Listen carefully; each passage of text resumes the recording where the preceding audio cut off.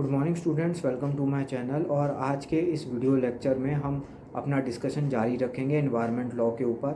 आज के इस वीडियो में हम डिस्कस करेंगे एनवायरनमेंट से रिलेटेड कुछ इंटरनेशनल कॉन्फ्रेंसेस, कुछ इंटरनेशनल कन्वेंशंस जो एनवायरनमेंट से रिलेटेड टॉपिक्स पे हुए हैं और उस इंटरनेशनल कन्वेंशंस में क्या क्या बातें करी गई हैं एनवायरनमेंट से रिलेटेड, तो इसको आज हम डिस्कस करेंगे। और मैं उम्मीद करता हूँ कि मेरी जो पिछली वीडियो थी वाइल्ड लाइफ एक्ट के ऊपर, उसमें आपको कोई डाउट नहीं रह गया है। अगर कोई भी डाउट है तो आप उस वीडियो को एक बार फिर से देखिए। कोई भी डाउट है तो उसमें उस वीडियो के कमेंट सेक्शन में मुझे ज़रूर बताइए। मैं कोशिश करूँगा आप सभी के कमेंट्स का रिप्लाई करने की। तो अभी आते हैं आज के टॉपिक के ऊपर और without any further delay start करते हैं आज का हमारा डिस्कशन।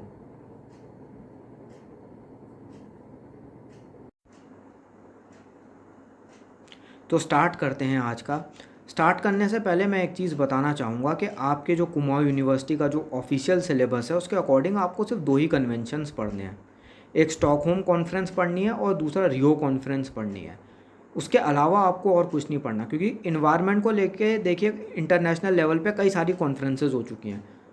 ठीक है, इसमें आपका जोहानिसबर्ग कन्वेंशन भी आता है, इसमें रियो डिक्लेरेशन भी आएगा, इसमें आपका क्योटो प्रोटोकॉल भी आएगा, पेरिस कन्वेंशन भी आएगा। तो इसकी लिस्ट तो बहुत बड़ी है, लेकिन आपको सिर्फ स्टॉकहोम कॉन्फ्रेंस और रियो कॉन्फ्रेंस पढ़नी है बस। ठीक है, मैं ये आपको इसलिए बता रहा हूँ कि आप जब बुक से सेल्फ स्टडी करेंगे तो बुक में आपको कई सारे कॉन्फ्रेंसेस, कई सारी ट्रीटीज़ आपको मिल जाएंगी। तो आपको उन सब को नहीं पढ़ना है, आपको डिस्ट्रैक्ट नहीं होना है, आपको सिर्फ स्टॉकहोम कॉन्फ्रेंस और रियो डिक्लेरेशन पे आपको फोकस करना है। तो स्टॉकहोम कॉन्फ्रेंस से शुरुआत करते हैं। तो जैसा कि आप स्क्रीन पे देख पा रहे हैं, सबसे पहले तो इसका ऑफिशियल नाम क्या था? इसका ऑफिशियल नाम था international conference on human environment. तो ये इसका एक आधिकारिक नाम था, international conference on human environment. और इसको ऑर्गेनाइज किया गया था स्टॉकहोम में, जो कि स्वीडन में है। It was first UN conference on environment. तो इन्वायरमेंट के मसले के ऊपर, इन्वायरमेंट के टॉपिक के ऊपर ये पहली यूएन की कॉन्फ्रेंस थी।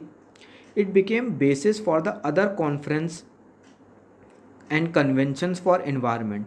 तो इन्वायरमेंट को लेके जितनी भी दूसरी कॉन्फ्रेंसेज या कन्वेंशंस हुए हैं वो इसी के बेसिस पे हुए हैं। इसी को आधार बना के आगे जो भी कॉन्फ्रेंसेज हैं या जो भी कन्वेंशन है वो इसी के बेसिस पे हुए हैं। अब बात करते हैं इसके डिक्लेरेशन की। इसके डिक्लेरेशन का मतलब है कुछ पर्टिकुलर लीगल सिद्धांत, कुछ पर्टिकुलर ऐसे प्रिंसिपल्स जिनको लेके जो भी देश इस कॉन्फ्रेंस में पार्टिसिपेट जिन्होंने करा था, जो भी पार्टिसिपेटिंग कंट्रीज़ थी, उन्होंने एक एग्रीमेंट दिया था कि हम इन सिद्धांतों को अपनाएंगे, इन प्रिंसिपल्स को हम अपने देश में अपनाएंगे।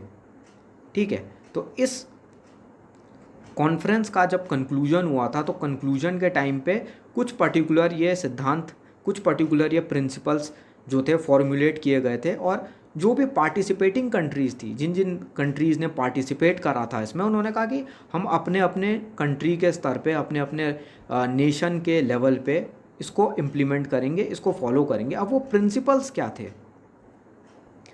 अब ये प्रिंसिपल जो कहता है man has a fundamental right to freedom, equality and adequate conditions in life in an environment of quality that permits the life of equality and well-being, and he bears solemn responsibility to protect and improve the environment for the present and the future।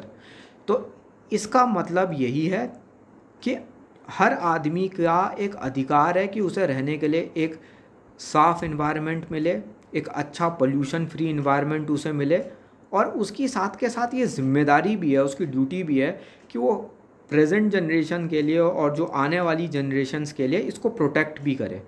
कि एक तरफ उसका ये right है कि वो उसको एक अच्छा साफ़ इन्वायरमेंट मिले, लेकिन उसकी ये ड्यूटी भी है कि वो आने वाली जनरेशन्स के लिए इसको बचा के भी रखे, इसको प्रोटेक्ट भी करे। The natural resources of earth including air, water, land, flora and fauna must be safeguarded for the benefits of present and future generation through careful planning and management।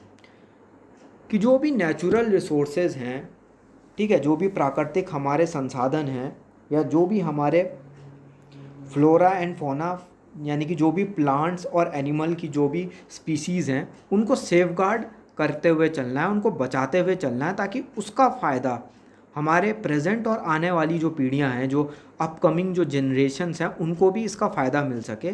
और इसके लिए क्या करना होगा, केयरफुल प्लानिंग एंड मैनेजमेंट, कि resources का आप किस तरह से प्लानिंग और मैनेजमेंट के साथ यूज़ करते हैं, कि आप इस लिमिट से ज़्यादा आप पेट्रोल कंज्यूम नहीं करेंगे, या इससे ज़्यादा आप इलेक्ट्रिसिटी कंज्यूम नहीं करेंगे, या ऐसी डिवाइसेस या ऐसे इक्विपमेंट यूज़ करेंगे जो कम इलेक्ट्रिसिटी कंज्यूम करते हैं। तो इस तरह के कुछ स्टेप्स लेंगे जिससे इन्वायरमेंट को सेफगार्ड किया जा सके, बचाया जा सके, और जो हमारे संसाधन हैं उसको कैसे कंजर्व करा जा सके।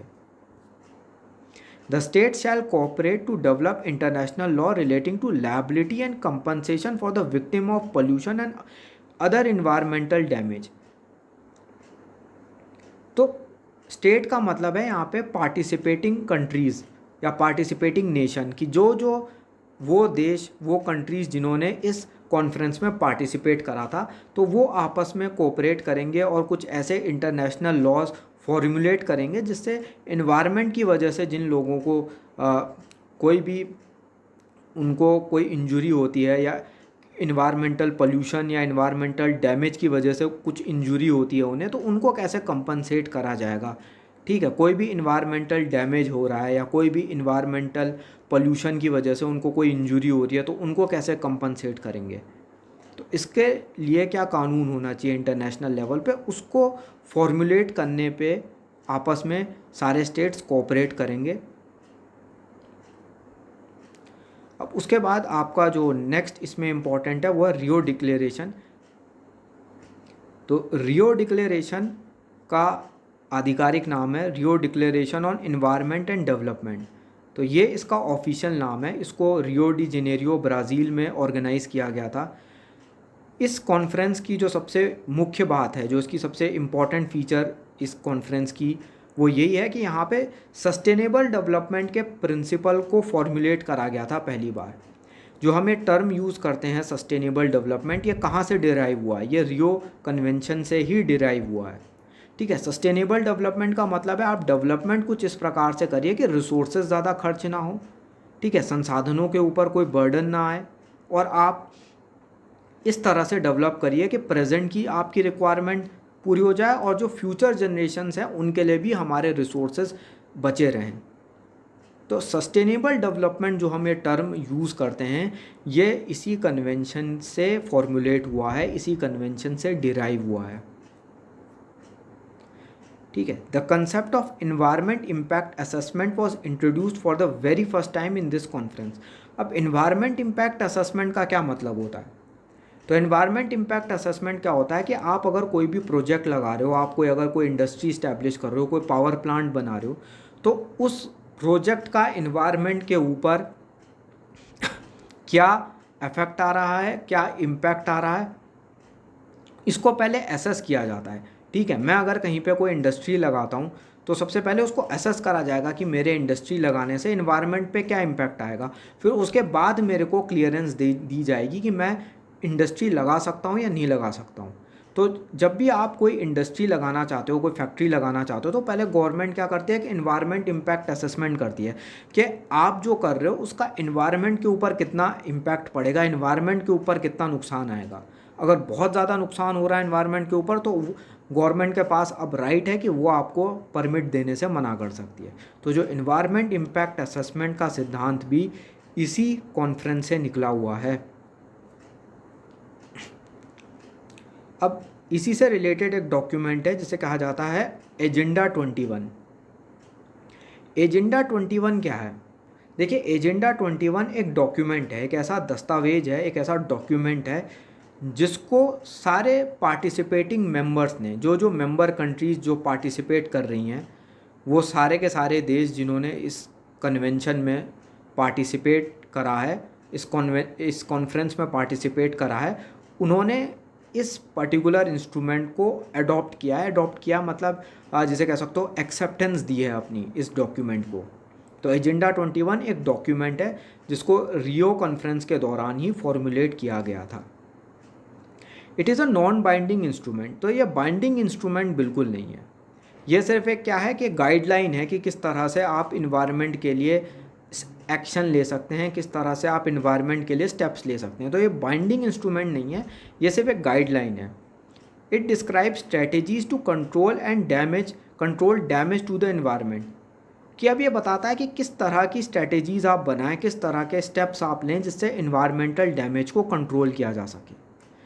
ठीक है, इन्वायरमेंटल डैमेज को किस तरह से कंट्रोल किया जा सके, ये इसके ऊपर बात करता है। इट प्रोमोट सस्टेनेबल डेवलपमेंट, वही सस्टेनेबल डेवलपमेंट की बात यहाँ पे भी करी गई है कि सस्टेनेबल डेवलपमेंट की बात करता है। It is divided into 4 parts, तो इसके 4 हिस्से हैं। पहला है socio economic dimension. Socio economic dimension के बारे में यही चीज़ कही गई है कि किस तरह से आप सस्टेनेबल डेवलपमेंट किस तरह से आप करते हैं, कि किस तरह से आप इस डेवलपमेंट कैसे प्लान करें कि पोल्यूशन कम से कम हो, इन्वायरमेंट को डैमेज कम से कम हो, लेकिन आपकी इकोनॉमी भी ग्रो करे, आपका जीडीपी भी इंक्रीज़ हो, लेकिन इन्वायरमेंट के ऊपर नेगेटिव इम्पैक्ट आए बिना, कि इन्वायरमेंट को नेगेटिवली इम्पैक्ट करे बिना आप कैसे डेवलप कर सकते हो। कंजर्वेशन एंड रिसोर्स मैनेजमेंट, कि कंजर्वेशन यानी कि संरक्षण के लिए आप क्या कर सकते हो, आप रिसोर्सेज को प्रोटेक्ट करने के लिए या रिसोर्सेज को कंजर्व करने के लिए क्या स्टेप्स आप लोगे, और रिसोर्स मैनेजमेंट कि किस तरह से आप अपने रिसोर्सेज को मैनेज करोगे। तो कंजर्वेशन से रिलेटेड पॉइंट्स यहाँ पे दिए गए हैं कि कंजर्व कैसे करेंगे आप। Strengthening the role of NGO and other social groups, example trade union. तो जो एनजीओज हैं या जो ट्रेड यूनियंस हैं या इसी तरह के जो दूसरे ग्रुप्स हैं, वो किस तरह से कंट्रीब्यूट कर सकते हैं इन्वायरमेंट के प्रोटेक्शन में।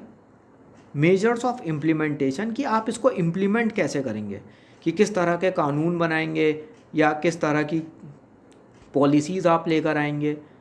ठीक है, लीगल फ्रेमवर्क क्या होगा, मतलब आप इसको लीगली कैसे इम्प्लीमेंट करोगे। तो यहाँ पे मेजर्स ऑफ इम्प्लीमेंटेशन में ये बताया गया कि इम्प्लीमेंट कैसे करोगे, उसको लीगली कैसे इफेक्ट में लेकर आओगे।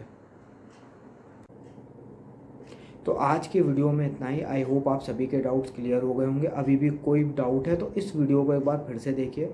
उसके बावजूद भी अगर आपके मन में कुछ शंकाएं हैं, कुछ डाउट्स हैं, कुछ क्लैरिफाई नहीं हो पा रहा कुछ किसी पॉइंट पे, तो मुझे कमेंट सेक्शन पे ज़रूर बताएं। मैं कोशिश करूँगा आप सभी के कमेंट्स का रिप्लाई करने की। तो आज की वीडियो में बस इतना ही। Thank you for watching.